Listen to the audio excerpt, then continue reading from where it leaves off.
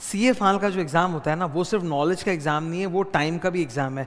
You have to save time ताकि आप maximum कोशिश करके अटेम्प्ट कर सको, बढ़िया लिख सको। लंबे लंबे क्वेश्चंस आते हैं जिनको पढ़ने में ऑलरेडी टाइम नष्ट हो जाता है।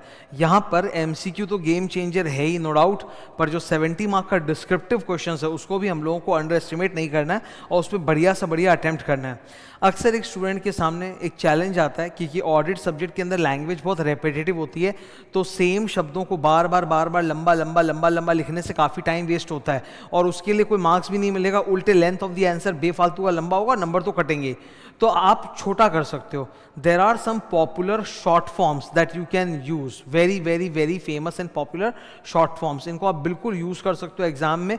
अगर आपको मन में कोई डाउट है तो आप ये करो कि पहली बार जब वो शॉर्ट फॉर्म आप यूज करो तो आप पूरा लिख के ब्रैकेट में शॉर्ट फॉर्म लिख दो और फिर बाद में आप धड़ल्ले से शॉर्ट फॉर्म करो।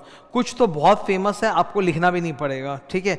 ये देखो, जैसे कुछ कुछ मैंने बनाए हैं पढ़ने के पढ़ाने के लिए, बहुत ईजी हो जाता है स्टूडेंट के लिए। ABCD अक्सर आप देखोगे ऑडिट सब्जेक्ट के अंदर लिखा हुआ रहता है class of transactions, account balance and disclosure, तो मैंने रीअरेंज किया, अकाउंट बैलेंस पहले AB, class of transaction C बाद में और डिस्क्लोजर लास्ट में, तो इट बिकम्स ABCD।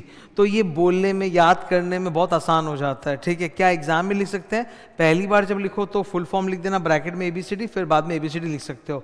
दूसरा ACPD, ये मिस स्टेटमेंट के कॉन्टेक्स्ट में ऐसे 450 मिस स्टेटमेंट 4 चीज़ों में हो सकता है, अमाउंट, क्लासिफिकेशन, प्रेजेंटेशन, डिस्क्लोजर, तो याद करने के लिए ACPD।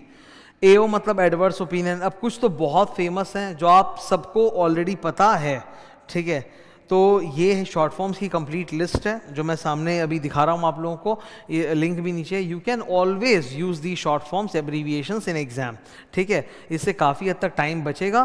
कुछ बहुत फेमस है वहाँ बताने की भी ज़रूरत नहीं है, और कुछ जो नॉट सो फेमस है वहाँ पर आप क्या कर सकते हो, पहली बार लिख के ब्रैकेट में लिख दो और फिर बाद में शॉर्ट फॉर्म यूज़ कर लो, ओके।